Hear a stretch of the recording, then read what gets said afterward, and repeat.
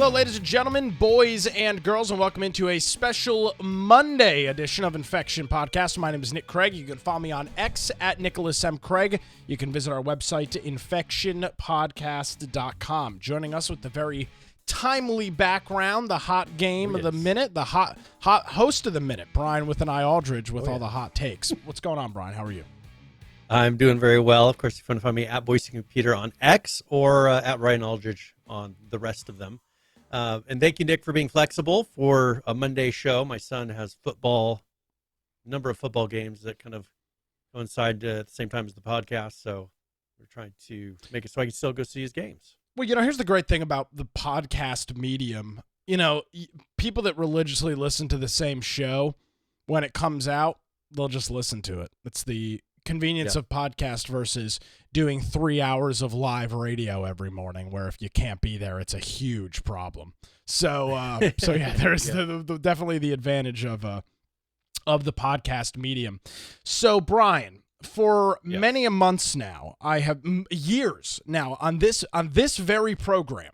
It was originally the Infection the Survival podcast. For many years on that show and on this most recent edition of Infection Podcast, I've been talking about how I was ready to buy a new GPU. I had the cash. I've had the cash. It's not been a problem. I just haven't had a reason. And I think for most folks, I think a lot of folks have been in that same place. I've been rocking a GTX 1070 now for the last at least 4 years, if not longer. Yeah. Well, you and I bought right within a month or a month and a half of each other. Yeah, we bought something like that. I think you had a 1080. I had a 1070. I had a 1080. You had the 1070. Yeah. Great card. I've had nothing but positive things to say about it. I've had no issues with it. No problems. EVGA was a phenomenal company. I wish that NVIDIA wasn't such a scummy company where they could continue and EVGA could continue in their marketability. But nevertheless, the time has finally come. I always said, and I think a lot of folks have said, there's a new game coming out. There's a reason to buy a new GPU. For many folks, it was going to be GTA 6. For a lot of folks now, it is Starfield. So I've purchased a new GPU, the same one that you got, minus a metal shroud. And I said I would never do this, as I said I would never switch from Intel to AMD, and I did. Back to AMD GPUs and the Radeon RX 6750 XT, which I got. Have not had a chance to install yet because it's kind of a time-consuming process and life gets busy. So I have not played Starfield. But that's the same GPU you've got. It's a nice kind of mid to upper tier GPU. And the cool thing about these GPUs now is if you're buying select AMD GPUs, you get a free copy of Starfield. So I bought my card for $370. It's normally $430. There's only like 16 of them left in stock, and I haven't redeemed it yet because I can't. But you get a free copy of Starfield. So $300 GPU, not a bad buy. But enough about me and my woes. Have you played Starfield? Yeah, I played it quite a bit over the weekend, and I've been playing on an Xbox Series X. I did go and look, though. I wanted to see on the PC edition if you could play it using their cloud service, because I have the Game Pass Ultimate, and they do allow you to play it. So even if you had a device that wasn't great, it looks like you'd be able to play it. Even on PC, you could stream it to just a basic like Chromebook. Yeah. Okay. If you wanted to. So, and then if you wanted to cast it to your TV or put an HDMI cable out of a Chromebook, but yeah, you could play it on any device that takes the streaming ability of the Xbox Game Pass Ultimate and stream it to a low end device. So that's pretty cool, because that's perfect for this type of a game that's not a online multiplayer. And one thing I love about the fact that it's not an online game is, for instance, Diablo. If you walk away for a while and you come back and you were inside of a dungeon, it will reset your progress because it's online. It logs you out. You have to log back in, and then you're starting at the beginning of that quest line.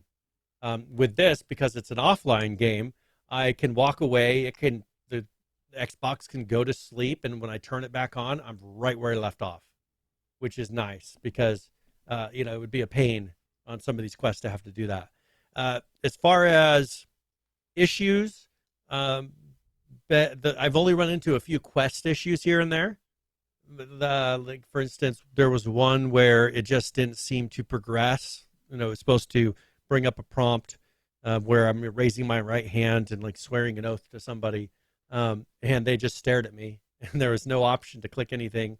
But it does auto saves, and so there was an auto save, just a minute before that was able to load, and the next time it worked. And I went and looked online.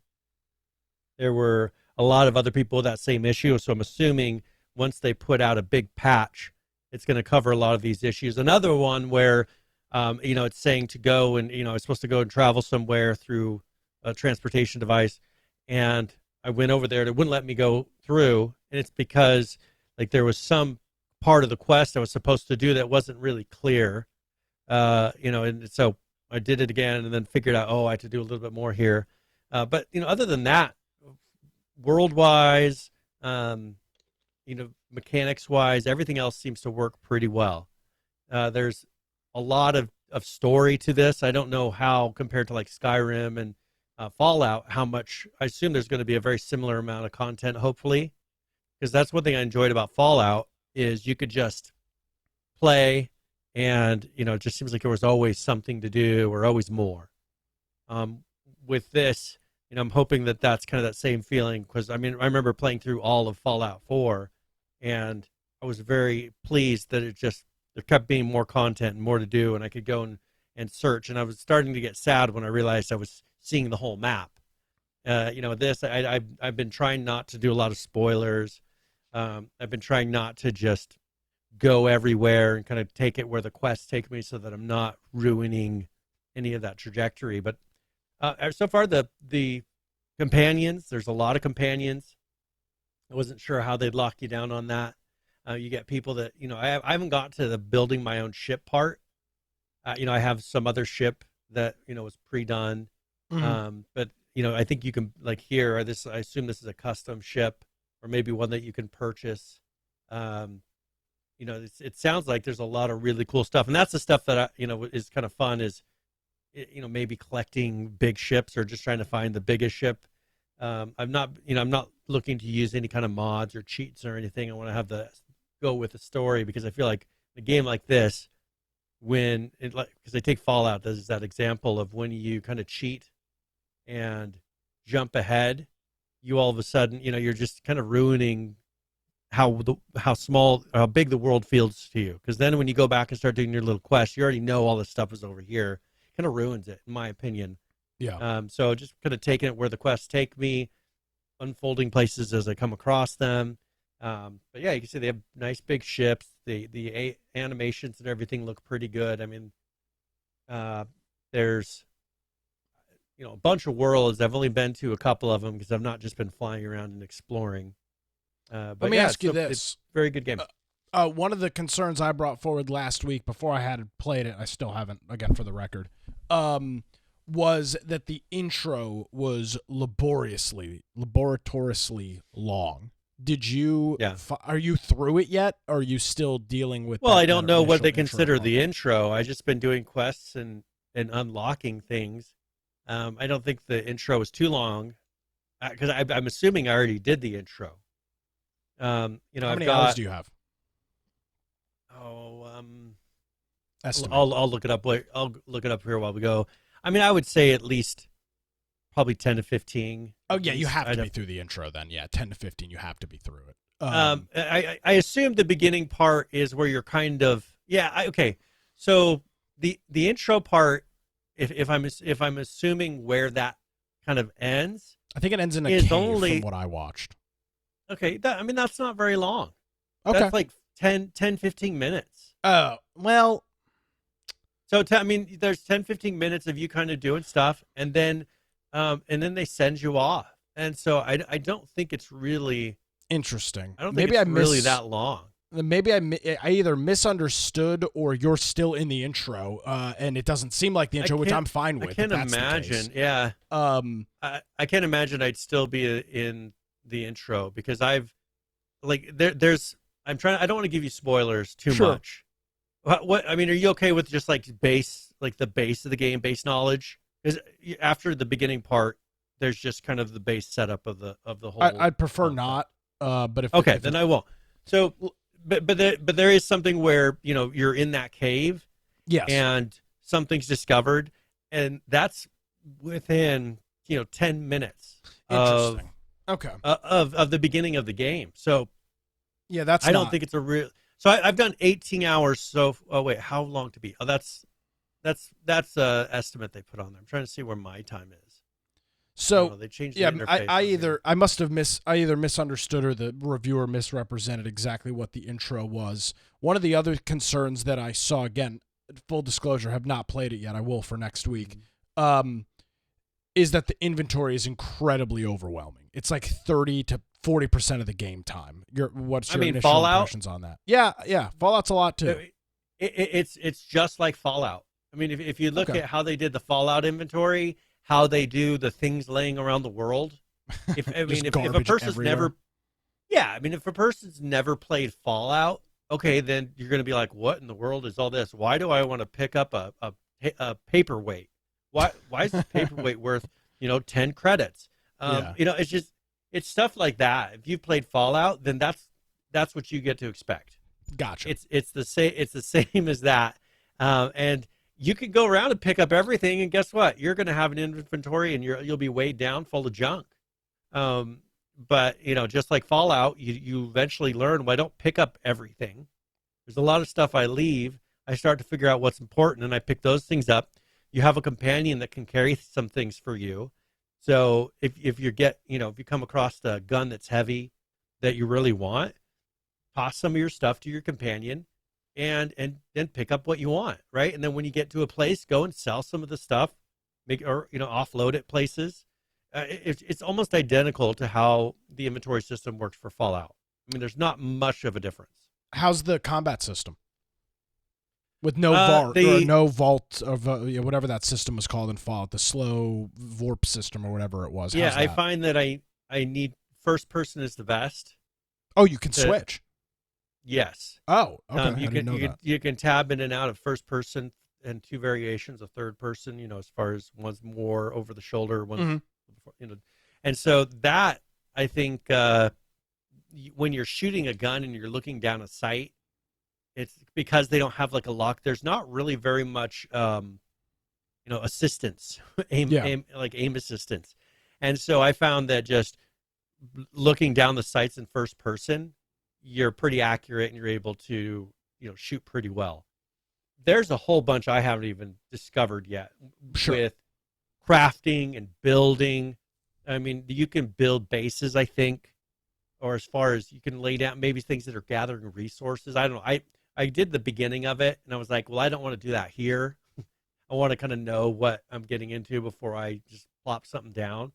And then, of course, there's the ship building that you'll be able to do, where I've heard of people making some pretty crazy ships out of various parts. There's a lot of combat. Now, what I would say is the more fun part is the ship combat. When you're flying around, kind of like what Elite Dangerous did, but a little less confusing.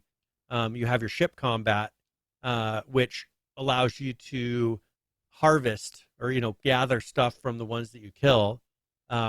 You can tailor your character for different specializations, which is kind of like Fallout. As far as you can pick perks in Fallout, you can tailor your character and your abilities to where if you want to be first of all, you could be a good guy or you can be a bad guy or girl or they. You get the choice in this in the very beginning. You can kind of tailor what you want to be. And so if you want to be a person who has a really bad reputation and does all bad things and makes decisions that, are all about you, kind of like all the other games that they have, you can do that. So you could go around and just rob people, or I don't know how that interaction works. Shoot people and take their stuff and do all that if you want to. So it's just a lot. It's very similar to the way that they work everything. And I'm wondering if this is a future version of Skyrim/Fallout. Because this is supposed to be way in the future. And I think Earth is no longer habitable or something. which would fall right into this being an extension of Fallout 4. Like maybe they get off the planet in Fallout 4. Who knows what and after, Fallout 5, 6, whatever it is, the next one. Maybe this is an extension of the future of Fallout, and they just haven't told you. That's kind of my guess, because it feels a lot like all of that mechanics-wise, or maybe just because they have the same engine, and when you're playing something that feels enough similar, you're like, okay, well, maybe this could be. But I'm just kind of wondering if it's all going to tie together. Eventually they say Skyrim, which, where'd the magic go, but Fallout and then this are all kind of in the same universe. Absolutely. Our friend Johnny Find on our Discord was commenting. We'll encourage other folks to do so. Jump in there and give us your thoughts. Said that, I'm really enjoying it. It's a, quote, good in all caps game, talking about some of the graphics and things on it. I've heard a lot of positives. I will admit, since I knew I was going to be playing it as early as I was, and I know it's obviously at this point it's not early. It's been out for a week and a half. But that I really just haven't watched almost anything in terms of content. I've watched a lot of technical stuff like graphics cards, CPUs, all that. Haven't watched a lot of actual gameplay stuff. But from everything that I have seen, headlines and read and whatnot, there doesn't seem to be much in terms of criticism. Everything seems to be pretty above board in terms of comments. Now, last week while we were on the air, we were waiting for the Steam page to come live for this game. It was literally like 3 minutes after we stopped the show, it finally became available. So that's been about 6 days. But taking a look at the Steam reviews now, again, take these for what they're worth at this point in time. 39,572 reviews, so just a couple shy of 40,000, and it's got a 77% positive review, which is on par with most of reviews beforehand, which were 7 or 8. That's what you saw for a vast majority of the reviews for this game. So this would seem to be on par with that, and maybe on the upper scale of those reviews. Obviously, people are enjoying it. Yeah, and I think that this, I was seeing that this is their biggest launch now. This beat, I think on Steam, it beat their other games. I don't know if that's as far as installs or concurrent players, because they've reached over 1 million concurrent players. Here we go. According to your game, the Bethesda title has seen a daily concurrent user peak of 250,000 players on Steam, but with over 1 million concurrent players across their various platforms. And I've heard also that even though it's on the Game Pass, people are still upgrading. It's got a huge amount of sales for the digital, what I don't know what they're calling it, but like equivalent of the digital deluxe editions. Yeah. But there's a lot of people playing this game, and it takes. I put in a link in our notes about how long it should take you, doing the quests and things for the different types of play styles. So like main story, main and sides, and completionist. We'll look at that in a second. Here's the Steam DB chart. All-time peak was yesterday at 330,000 on Steam. This is an interesting game. 330 I'm not taking, that's a huge number. But this is when you look at games like Skyrim and Fallout, these are very mainstream games. And Brian, I think it's interesting because we're kind of used to, I don't want to say indie games because that's not what we're dealing with, but we're used to dealing with not mainstream launches. Right? We talk about this is going all the way back to H1Z1, all the way through the Survival podcast with Ark and all these other games. These were not mainstream releases. These were PC, more in-depth, harder core PC gamers that were playing this game. So when you look at a number like 330, you might go, well, man, I'm surprised it's not 1 million or 1.5 million. But you have to remember, with a mainstream title like this, console blows PC numbers out of the freaking water. And when you note over 1 million, that was at 250,000 on Steam. This is only available on Xbox. So that those other 700 plus thousand, if not more, players are playing on one platform, Brian. They're playing on the Xbox. Now, obviously, you could be playing it on Game Pass streaming on a computer. I don't think that's a very big number. That might be in the small tens of thousands. If that, it might be high thousands, depending on how many people are actually playing in that realm. But it's a little bit of a reality check that, yes, I don't even. Well, you are part of this number that I'm talking about. I'm not. I haven't seriously played console games in years.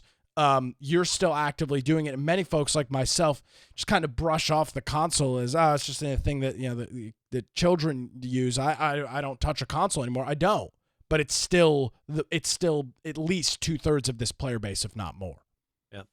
Yeah, and so I think this being on the Game Pass is huge as far as getting people to commit to playing it without having to put out any money. And I think it's helped them, Bethesda, immensely, because a ton of those people have turned around and paid money for it. Sure. And if you look here, so the main story here is 18 hours.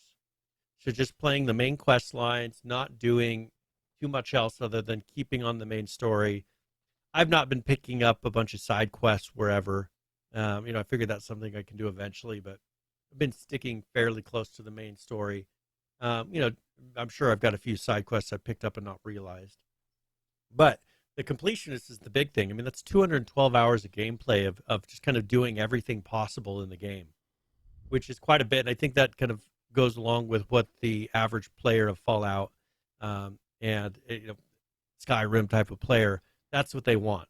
They want it to where, whatever you're doing, you can sit there and there's people that are putting millions of potatoes on top of and dropping them from things or placing them in closets just to see how the physics work. Because that's things they used to do with Skyrim. Yeah, Skyrim's right around 231. Main story, it's got a little more on the main story, but a little less on the main and sides.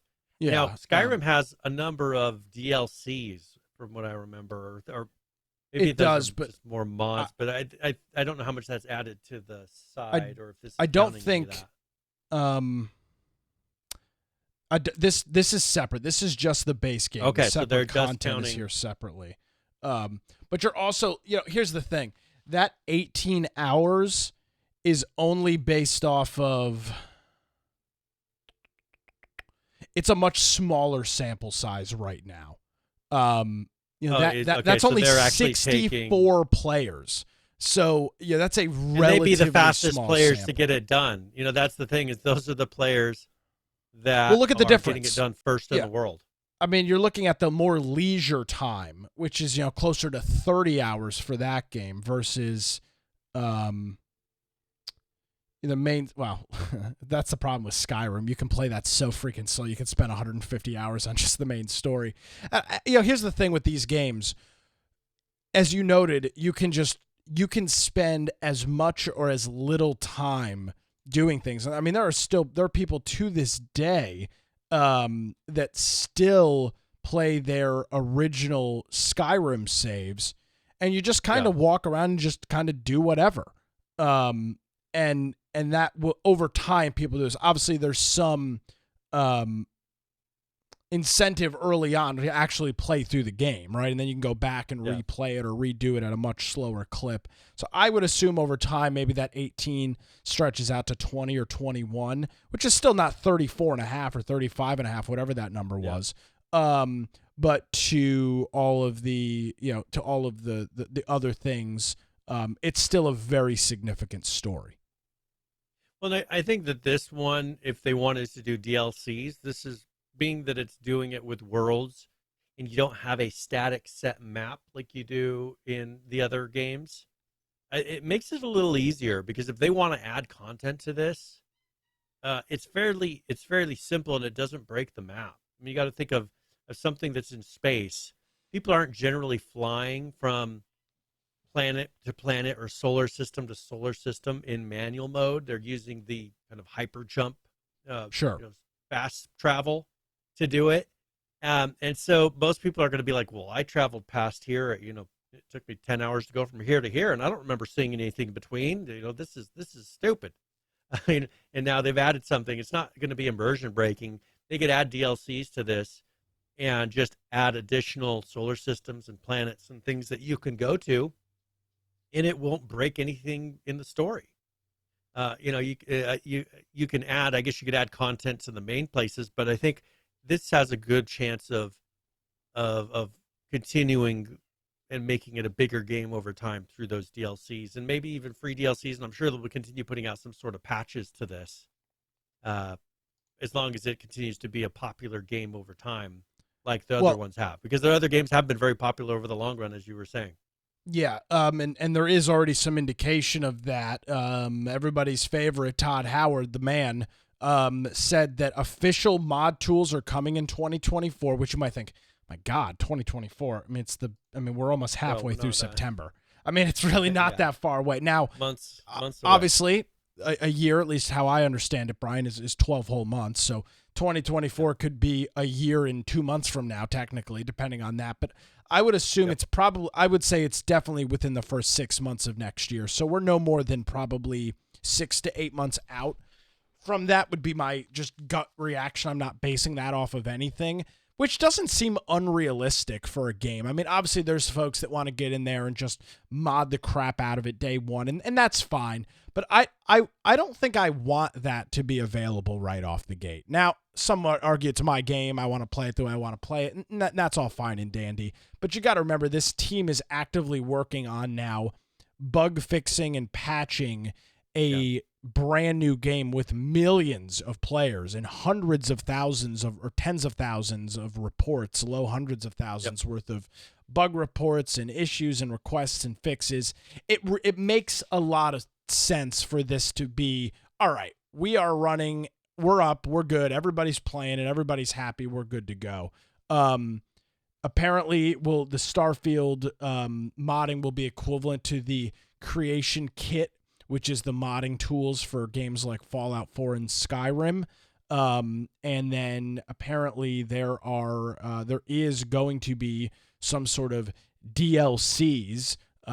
When those come, what they do, how much they cost, none of that is available. But there was a hint that DLCs are definitely planned, which makes sense.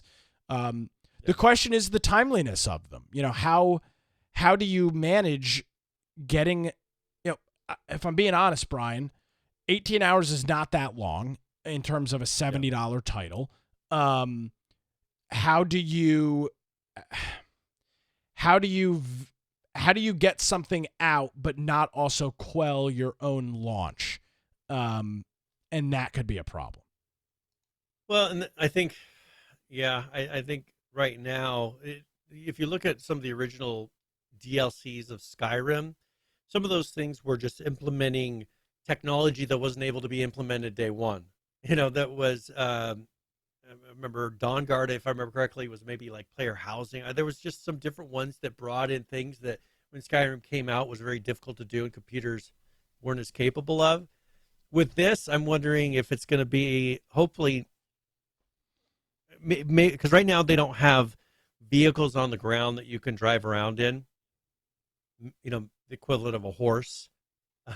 Maybe at some point, I'm wondering if they consider DLC being additions like that, because that's kind of what Skyrim did. Now, I'm trying to remember with Fallout, I don't remember there being a really DLCs that they added to that. They added, New Vegas, which was a separate game.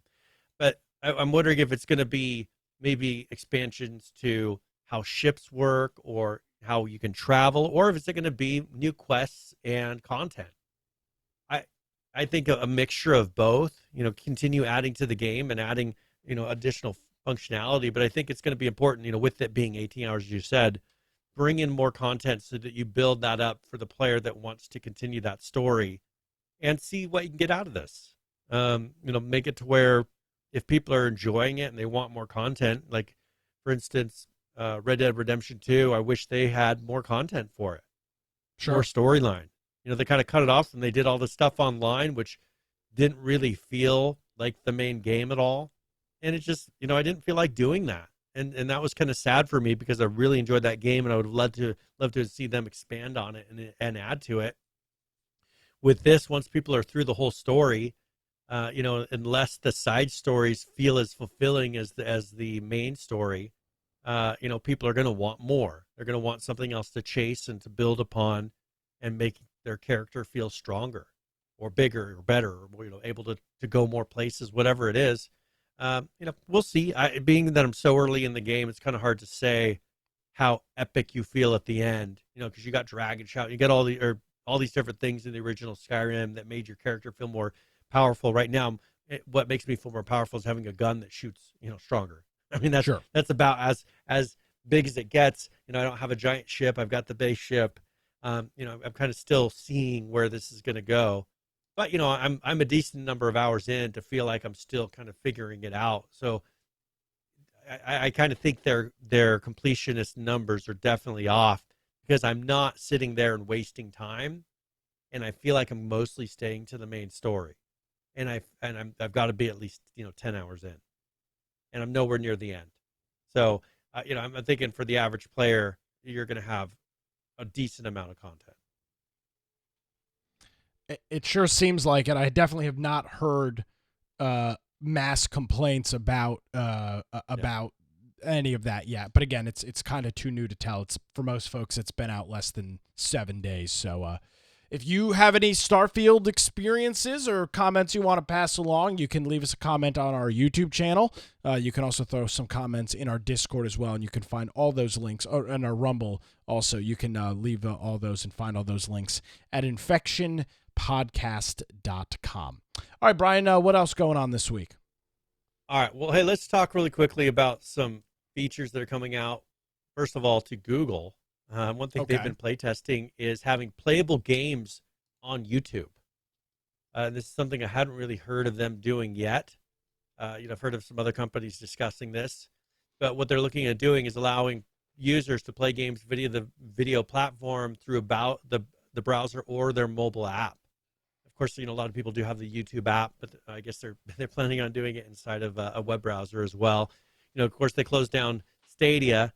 I don't know if this is going to be using some of that technology, but this is just an early announcement that they're doing. Haven't given a lot of details.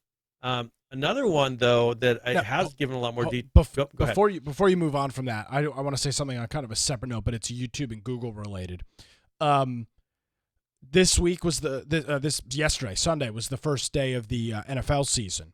And after 20 some odd years of DirecTV, the satellite provider, having the exclusive access and rights to what was called the NFL Sunday Ticket, which is where you could watch every single game on your TV and go between channels, YouTube spent $1 gazillion to buy that exclusivity this year. And yesterday was the launch it was the kickoff of the season. And Brian, we've been through a lot of launches of games and products and services. Mm-hmm.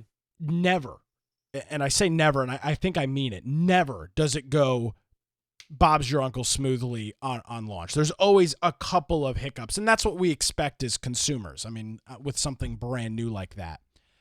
Yeah. I don't, YouTube, Google's obviously been in the video game for quite some time. YouTube is not a new service. In the grand scheme of things, it's new, but in terms of the maturity of it, it's not a new service. I had not a single buffer, not a single error, not a single delay, nothing with their launch of the NFL Sunday Ticket yesterday. And I'm not a big Google fan. I think we've made that pretty clear. Some of their policies are authoritarian at best. But it's amazing to see a company release something and it just freaking work.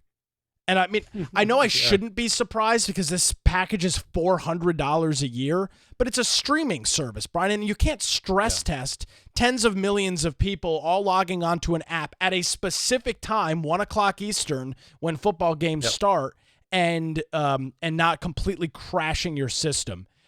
They freaking did it, and there's something to be said for that as a company when you can have what to the consumer was a completely flawless launch of a brand new service that you've taken over for the first time. So rules that aside, I put it out on my X profile. Props to YouTube TV. I mean, they kicked ass, and they had this really cool multi-view thing where you could watch 4 or 6 games at once. And it wasn't a direct feed coming in because you could change the audio source, which was really cool. So not only was it like a static image like where they determine what's going on, but you could hover over or use the Roku controller to change the audio feed. And that I was very impressed. I have not seen a service so smooth on launch in any recent history. And I think that's the future of television. I mean, especially in sports, if you look at the ability, because they're already having, however many cameras that are sitting there on any kind of a professional sports game. Sure. All around, pointing at different areas of the field. You've got that experience already. And then they've got mics all around the different areas of the field. They've got mics in the helmets, let's say for football, in the helmets of a number of the players. They've got a lot of those things. Now, that could cause issues when maybe there's secret plays being said. They might want a little bit of a delay so that the other team isn't listening to the live feed of the opposite team. But, I think that's kind of the future of having this more interactive television, where in a situation like that, you have the ability to choose your view. Now, you could pick the suggested view that's like old time TV to where it changes from view to view. But if you want to have a particular view and you want to see it from one place, YouTube especially could give you the ability to do that. Oh, and it's funny you say that. See if it catches on. That's I don't know if they do it anymore. That's something. So the way I know you're not a big football fan, or you're not an active sports viewer. So for football games, they're produced by 2 networks, Fox and CBS. YouTube's not doing any of the production. They're the OTT provider that's streaming it. But Sunday Night Football, which is produced by NBC, and I remember seeing this years ago, they offered exactly what you're describing. You could go on their website during the game and pick like 12 different camera angles and watch the game from the end zone, from the other end zone, or from the sky camera, from a pylon that's on the goal line. You could watch all those different views. And it makes sense, right? When you break away from having a physical cable channel, there's no channel numbers on YouTube TV, which is kind of a pain in the ass because you can't easily get to, it's just a different way of thinking. You can't easily get back to where you just were, or type in a number and go directly to channel. You have to fumble through the guide, and you can do favorites and all that stuff. But that's what some people want is I just rather watch this or watch that. And this OTT, which is over the top transmission, which is what all of these IPTV streaming services are, can give the consumer that option with arguably zero cost in terms of infrastructure. It's nothing more than another stream endpoint, which costs them nothing. YouTube is not paying bandwidth. They are the bandwidth. They own all of it. Yeah. So there's definitely a lot that's about to come with all of these services as more and more folks we talk about cord cutting a little bit and have in the past. There was a major dispute between Charter, which is Spectrum, formerly Time Warner Cable, and Disney this past week, in which ESPN and all Disney properties were stripped from if you're a Charter customer, a Spectrum customer, or a Time Warner customer. And I can't imagine the bloodshed that they saw in terms of subscribers of people jumping to YouTube TV at $74 a month versus $300 a month for cable. It's just very interesting to see that my father was talking to my father last night, and I want to make sure I get his quote correctly. Let's see, we were talking about the football game. Can't believe I stayed with Spectrum as long as I did. And that was in response to watching that yesterday. That's to me is telling, Brian, because he's my father, obviously. He's not a young man. He's got a 26-year-old child. So he's in his mid-50s. And to get that response, I can't believe we stuck with our cable company. That is a very telling sign of the average consumer. I can't believe that this is the only way that we viewed television for so long. A clunky guide. I've got my dad who's in his 70s. Does all streaming now. He doesn't do DirecTV anymore. I'm sure he loves it. Yep. Once you get over the hurdle, British TV and everything else, so he can pick and choose. Once you once you get over that initial hump of the uncomfortableness of not having the traditional cable remote that you've had for 25 years and some of the creature comforts, it's a much better experience. Now, these streaming companies will fumble, no pun intended, and they will jack up the prices, and then cable will come back in and go, hey, look at us, $60. We're cheaper. So there definitely will be some back and forth. But it is really amazing to see how, it was essentially Netflix for the longest time. And it seems like in the last 12 to 18 months, streaming television has just freaking exploded. So sorry to derail your conversation there, but it all kind of weans together, Brian, because we know this. What media does, what traditional entertainment does, gaming tends to take some of those elements and implement them in the future. And we've seen the attempt of streaming. It hasn't worked yet, at least for Stadia. Microsoft is attempting to do it. But in 10 years, I could see where there's no physical media at all for consoles. There's hardly any physical media for television. It won't make any sense. No, doesn't make sense for media. Traditional. And that's the thing is I think content's going to get so big, and that's what I keep pointing at is how are you going to store right now on these devices? There's not enough space to store a truly next-gen game. How big is 1 Starfield? terabyte drives that you have? The 1 terabyte drives won't be able to store the high-quality graphics that people are going to want, where when you look at something, it has ultimate detail, because that's just what is starting to be the norm now. Starfield's a little bit different because they don't put everything as super HD. It's kind of still like Fallout in that way. It's amazing. I'm reading the system requirements for this game. It says SSD required for the minimum and recommended system requirements. To be able to pull all those different assets. It's streaming those assets in. Yeah, a 5600 RPM drive is just too slow. I was going to install this on my secondary. Oh, never mind. I don't have a hard drive anymore. Disregard. I can install my secondary drive. It is also an SSD. But that just goes to show you that. Yeah. Yeah. And then, so for Google, that's going to be called Playables. So if you see something called Playables, that's going to be that gaming service. Now, does it say if it's coming to YouTube or YouTube TV? Does it differentiate? Does it just say YouTube? No, this will be on the YouTube app. YouTube app. Okay. The regular YouTube app. Okay, cool. Now another one that's been talking about this for a little bit is Netflix. They were the first. So they've had tests that they've been doing on their mobile, but now they're going to be expanding that to TVs and PCs. And so this is going to be to where they're going to be launching. They're doing beta tests in UK and Canada right now, so we're not seeing it here. But this is something to where it has some of the games that we've seen, like Oxygen Free. It's a lot of the various games that were on Humble Bundle and things like that, plus I'm sure some new ones. But you're going to start seeing where you can play with either a phone as your controller, and I'm sure that they'll also let you pair, depending on the device that you're playing it on, with a regular controller.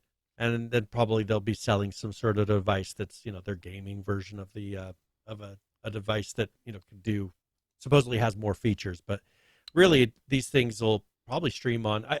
The only thing about a Roku is the controller support on a Roku is horrible. Garbage. Yeah, trash. So that'll probably be where they want you to pair it with a phone of some sort, and you could probably then pair your phone to a controller and have it bypass it in that way. I mean, honestly, to kind of get around the Roku, I don't understand why Roku doesn't embrace the ability to use Bluetooth. But I think all the others mostly support that type of technology, where you can hook up a keyboard and mouse for PC, or you can play via your smartphone on almost anything else. Now I'm having a stream to your TV. I'm having a come to Jesus moment on this. I think originally, and we kind of poo-pooed this original idea of Netflix streaming these games, but it seems like to me, when are you watching Netflix? Most of the time, you're watching. For most people, you're watching Netflix with somebody else, a significant other, whatever. To me, the market for them is couch co-op. That would be, so the option is, let's open up Netflix. What do you want to watch? Or what do you want to play? Right? See, do you want to play? Yeah, do you want to play? I'm not going to load up Netflix and be like, oh boy, I'm going to grab my Doritos and my Red Bull and shout out and get into a gaming session. But I could totally see a situation where, You know, I don't really feel like I don't see anything I want to watch. You want to try Overcooked? You want to try one of these other couch co-op games? That could be, to me, that's a big market that they should explore, because you're in not every case, but in a lot of cases, you've already got a captive audience there for those kinds of games. I don't know that I would open Netflix to play a full story game. And I just don't think I wouldn't. Maybe other people would. They've got some adventure games. They're testing it with adventure games, though.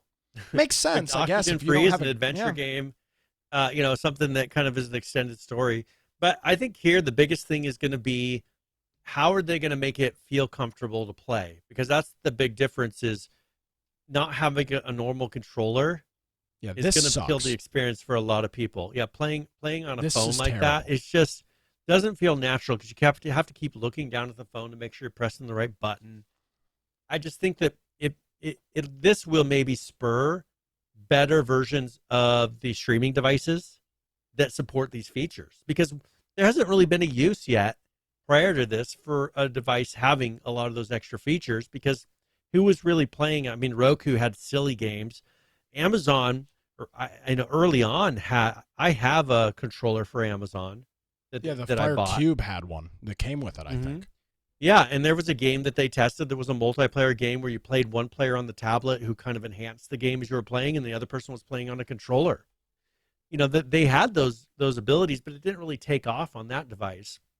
But maybe here, where it's less of just a gimmicky type of experience with a specific device, having something that's going to be truly usable on anything, people are going to see where, okay, hey, this device has a better, that's exactly the controller I have. It worked fairly well, but there wasn't a lot of use for it. Having something like that, where it's going to be a device that streams well, and maybe Roku's just going to have to pick up the pace and fix it, or something else may become better than the Roku, and people are going to want to get those because it plays these games well on maybe not just this app, but maybe also on the Xbox app.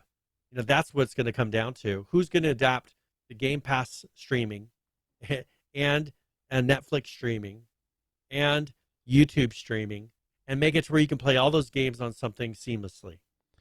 And then it'll be like having an Xbox. They attempted to do that with this controller, which... But I tried to get it. Does not work well.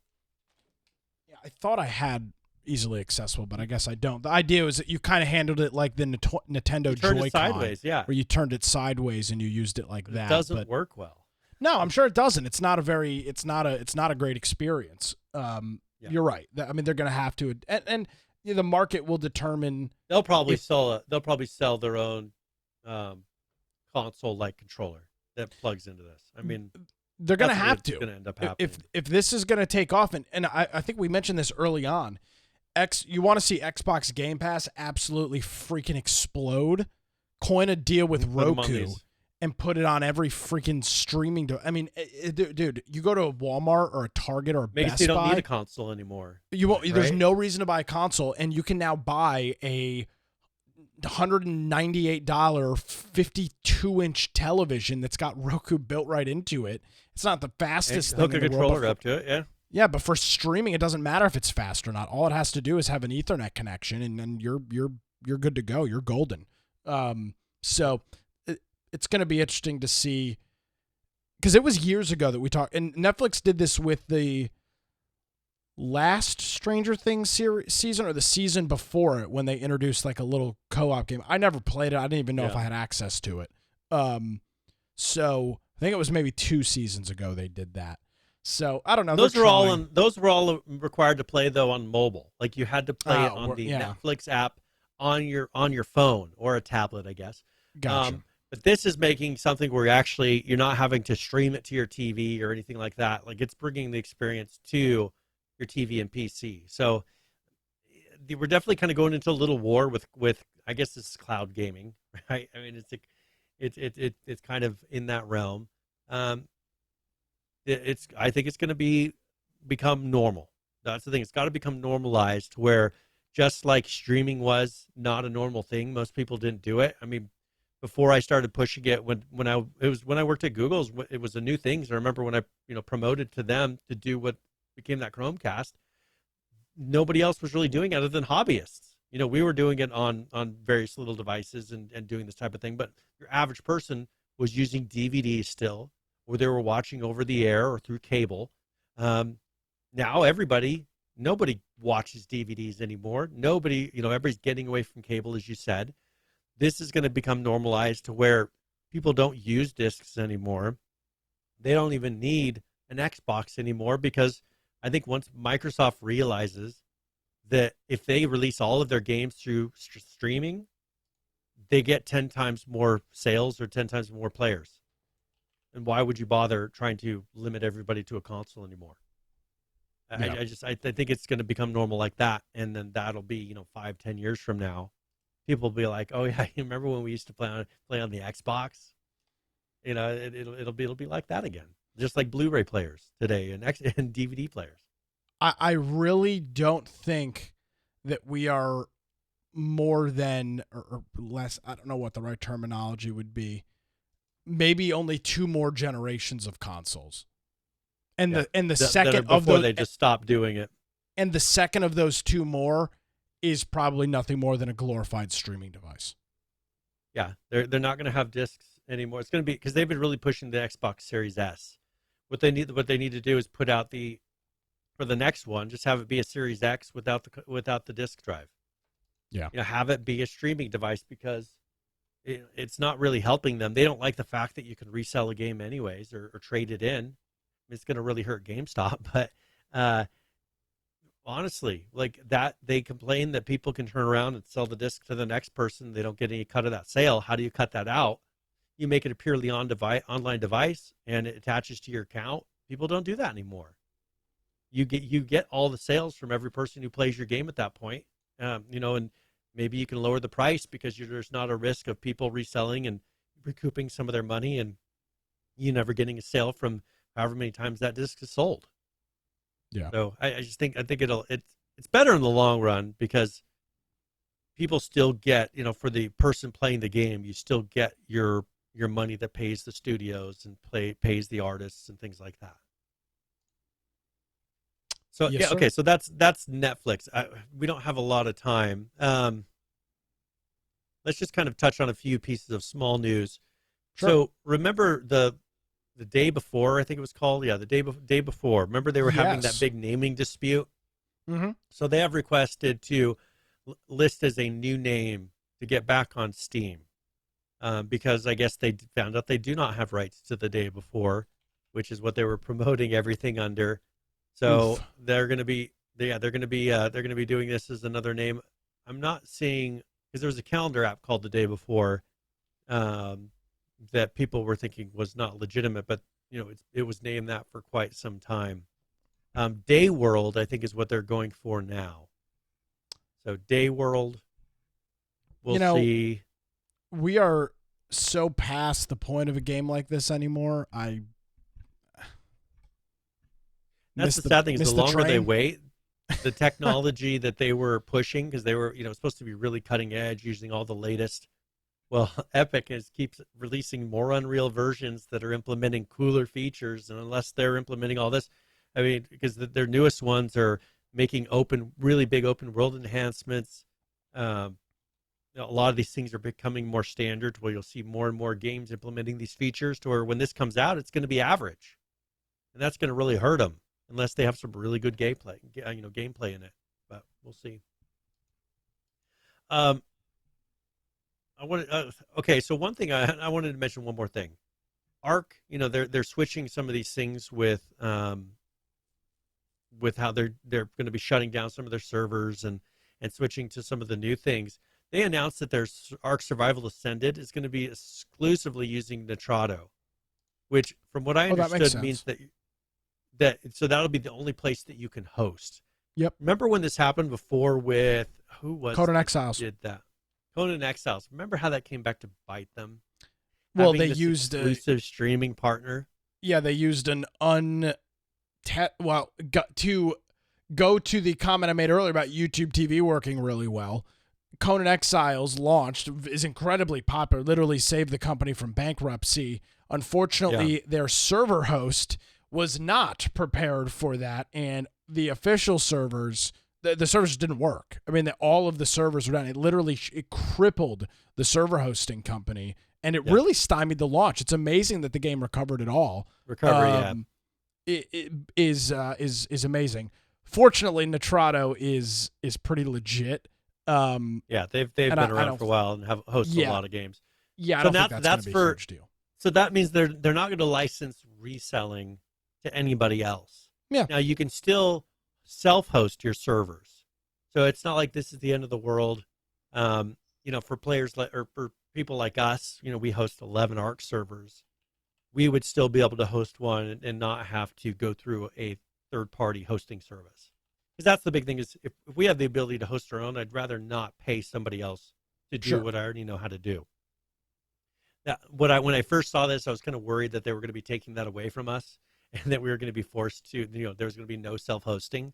But thank goodness, it looks like they're still going to be keeping the self-hosting ability.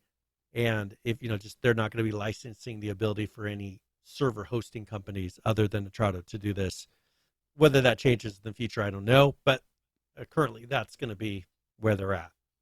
So this is supposed to be releasing there's a reason here at the end of this year, right? There might be a reason for this also.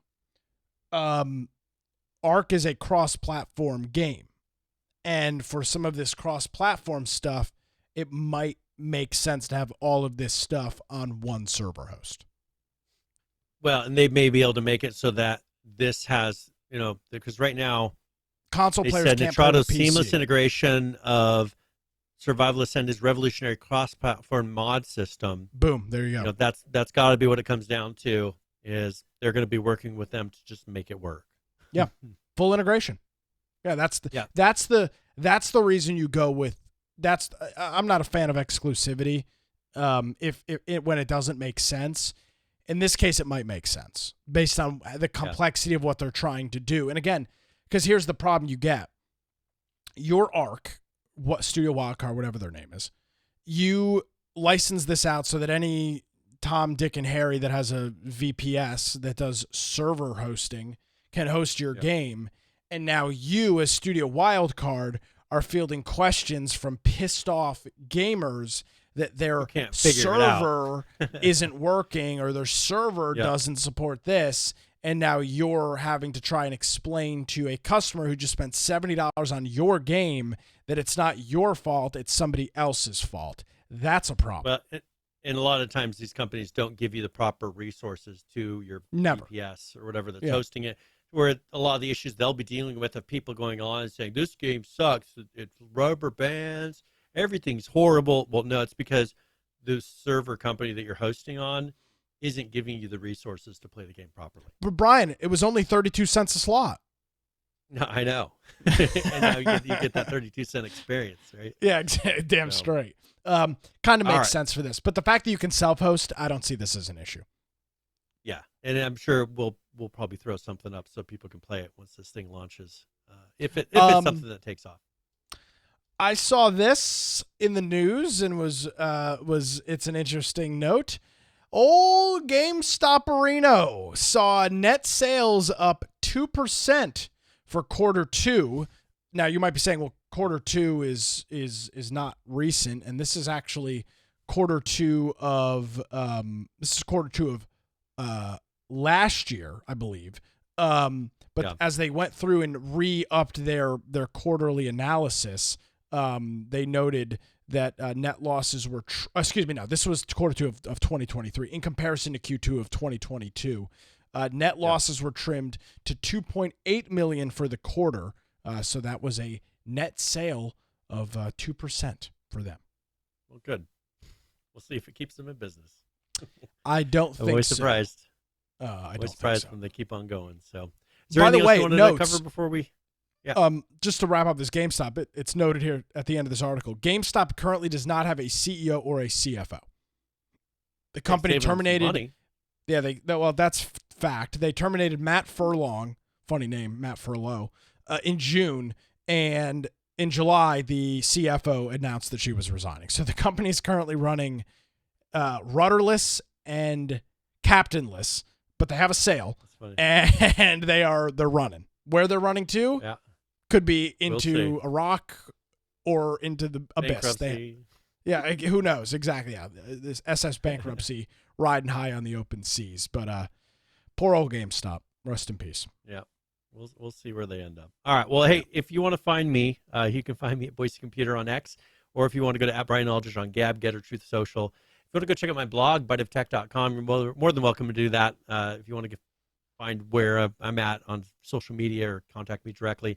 If you want to contact Nick or I, perfect place that you can go is infectionpodcast.com. Go to the upper right-hand side and join our server on Discord. Up there's links for the 11 ARC servers if you want to play one of those. We've got a show news channel that's in there. So if you want to submit news topics or something you think we should see before the live show, you're perfectly welcome to do that. And we got politics and everything else in there as well. If you want to watch the live show, the perfect place to do that's Twitch, YouTube, or after the fact on Rumble. If you want to listen in the lower right-hand side, we've got a lot of different platforms to listen to our show on, and those are all recorded and then uploaded after the fact in podcast form. But if you are listening, that means the show notes for that particular episode are all up and ready to go on the website. You're more than welcome while you're listening to join that page, and there's a video and audio player built into it, and then follow along with the links. We've got sometimes videos, source material, things that we reference throughout the show. But if you want to dig in a little bit deeper or see where we're getting our information, you're more than welcome to check out those show notes and follow right along with it. If you want to support us, there's a support option up top, or you can go to infectionpodcast.com/support. Yes, you can, and we always appreciate that. Brian, appreciate you. Are we back next Tuesday? I'm pretty sure. I'll double check, Okay. but I'm pretty sure next week is the normal. Excellent. Well, to stay up to date with that stuff, just head on over to our Discord. We'll post updates in there. Brian, thanks as always, my friend. Greatly appreciated. I will promise you, I'll play some Starfield, and we'll do a full discussion on it next week. Alrighty, folks, that's going to do it for another edition here of Infection Podcast. You can follow out my daily antics by visiting nickcraig.com or follow me on X at Nicholas M. Craig. If you missed any portion of today's show, head on over to our website. It's infectionpodcast.com. Thank you so much for joining us, everybody. We'll see you next week. Bye-bye.